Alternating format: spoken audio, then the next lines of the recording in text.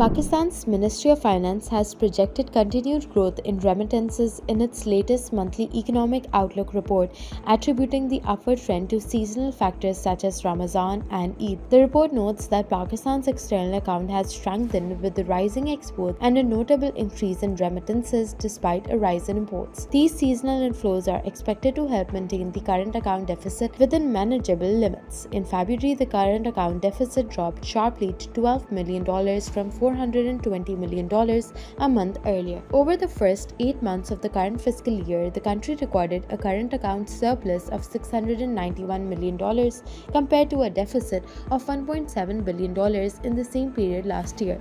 Experts linked this turnaround to a 32% surge in remittances, which reached $24 billion between July and February, up from $18.1 billion the previous year. The Finance Ministry report notes that the largest remittance contributions came from Saudi Arabia, making up 24.6% of the total, followed by the UAE at 20.3%. Despite this positive trend, the central bank's foreign exchange reserves remain at around $11 billion, still short of the $13 billion target set for the end of the fiscal year. On foreign direct investment, the report shows a 41% increase year on year, with total FDI reaching $1.6 billion. China accounted for the largest share at 40.9%, followed by the UK and Hong Kong. Sector-wise, the power sector attracted the most investment, followed by financial services and oil and gas exploration.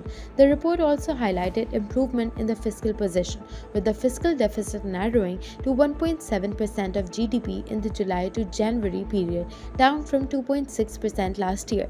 Trade figures showed a 7.2% rise in goods exports, reaching $21.8 billion during July to February, while imports climbed by 11.4% to $38.3 billion.